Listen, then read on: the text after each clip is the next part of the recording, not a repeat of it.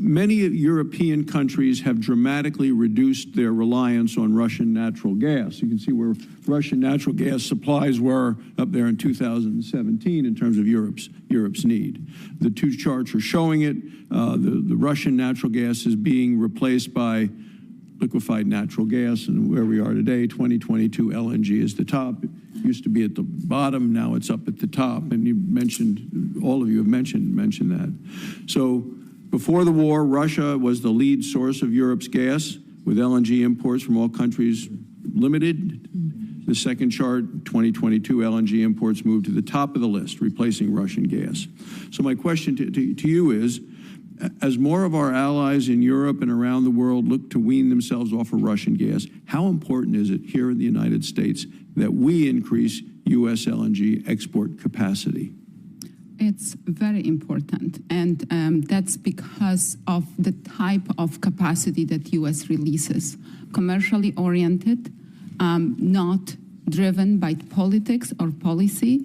So while we can talk about the different ways in which markets may not be unpredictable, they still react to the demand and supply equation. And that's why Europe was able to attract so much LNG, because the prices were there and they were supporting the movement of US LNG and other LNG into Europe. I think it's interesting to see that part of that LNG that Europe receives is from Russia, though. So that's something also that needs to be considered going forward. And it's probably better to have the U.S. commercially oriented LNG in Europe. Well, then let me just turn then to Dr. Light regarding that answer and what you've just seen here on these charts. So we've heard how important increasing U.S. LNG export capacity is for European energy security. Now, I'm aware of at least one project that right now is awaiting Department of Energy approval to build a floating LNG terminal off the coast of Mexico, which would use U.S. natural gas. Would exporting this U.S. LNG from such a facility help boost global energy security? It would, Senator Barrasso. If you're referring to the two Sempra projects, both of them have been permitted, though, as of December. Yeah. Okay. Yeah. All right. Well, we're going to continue to make sure that permitting goes through. And build now, right? Well, yeah. I mean, there's a number of issues and different permits Absolutely, for different components of it. So. Absolutely, sir. And anything that you'd like to flag for our attention, we of course welcome it. Great. Thanks, Mr. And now for our Director Jørgensen. So last month, the Washington Post published a front-page story. I have it right here. Power Titan quietly aids Russian war effort.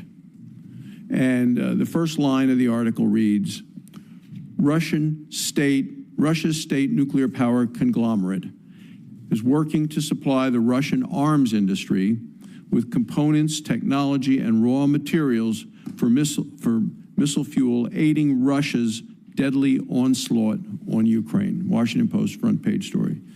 The article provides proof, and it's a long, involved article, that Russia's state-owned nuclear energy company, Rosatom, uses revenue from its nuclear sales, including uranium, to fund Putin's brutal invasion of Ukraine. The article suggests that the European Union may soon implement sanctions against Rosatom. Can you update us on the status of the European efforts to cut off Russian uranium? Yes, thank you, Ranking Member.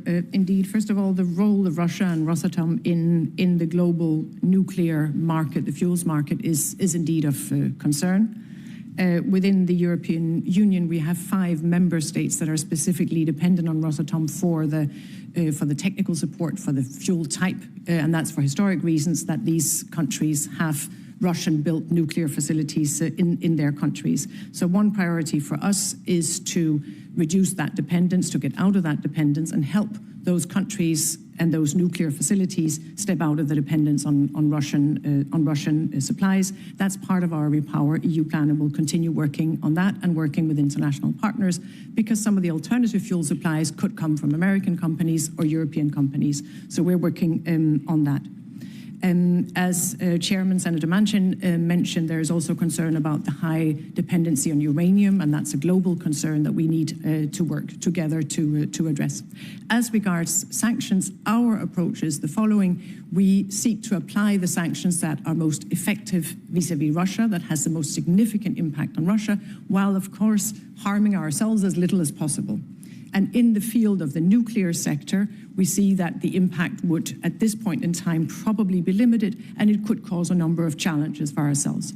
We presented a 10th sanctions package yesterday. It does not cover these aspects, but of course, we will see what happens, and we'll continue developing our response. Mr. Chairman, if I could just ask Dr. Light on following up with what we just heard there. So in 2021, Russia was our third largest supplier of uranium to the United States, about 14% of our demand. It seems every dollar we give to Russia supports Putin's war against Ukraine.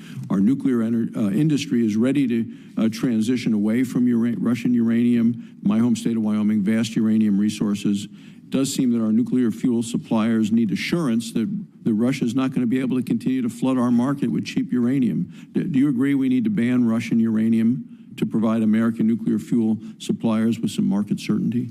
Yes, Senator, I completely agree. We have got to explore all tools to limit Putin's ability to continue funding his invasion of Ukraine, certainly including nuclear.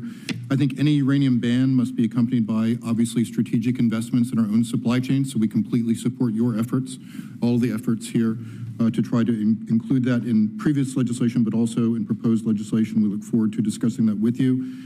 We definitely believe that our current nuclear reactors need to wean themselves off of the Russian supply. Absolutely. Thank you, Mr. Chairman.